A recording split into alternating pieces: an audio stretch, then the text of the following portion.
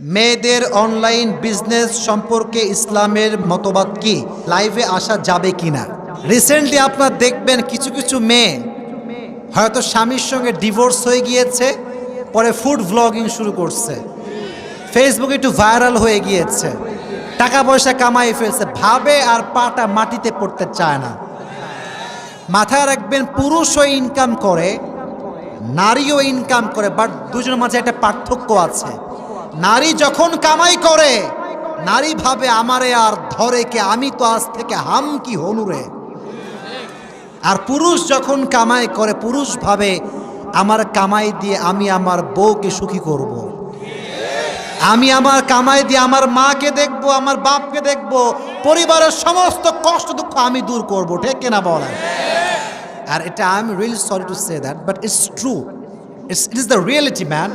যখন মেয়েরা কামাই শুরু করে, ভাবে যে স্বামী খালি একটা কথা বলে দেখো, কাজ তোরে দেখতেছে কি করতে হয়। যখন স্বামী ঝাড়ি মারবে, ঝাড়ি মারবি না, খবরদার, তুইও কামাস আমিও কামাই করি। কথা বলো, কারণ যুবক কথা বলো, কথা বলো, কথা বলো।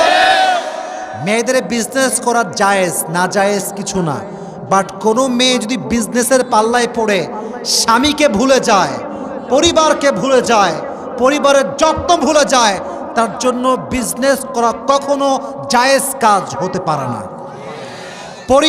পরিবার সবার আগে।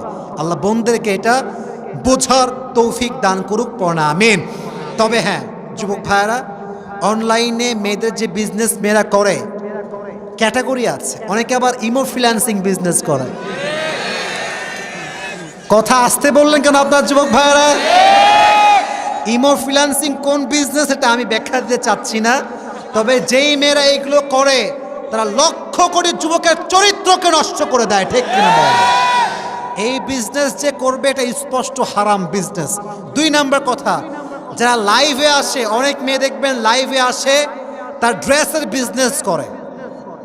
তো যখন ড্রেসগুলো শো করে, এত টাইট ফিটিং ড্রেস মাঝে মাঝে লাইভে পড়ে, দেহের প্রত্যেকটা অঙ্গ প্রত্যঙ্গের ভাঁজ বোঝা যায়।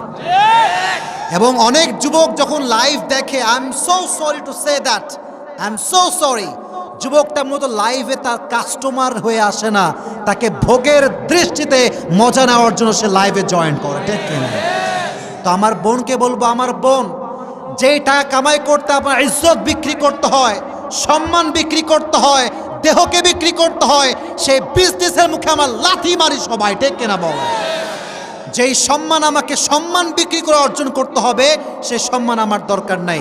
আল্লাহ আমার বোনদেরকে হালালভাবে অনলাইন বিজনেস হোক বা অফলাইন বিজনেস হোক, হালালভাবে করার তৌফিক দান করুন। সকলে পড়া আমিন।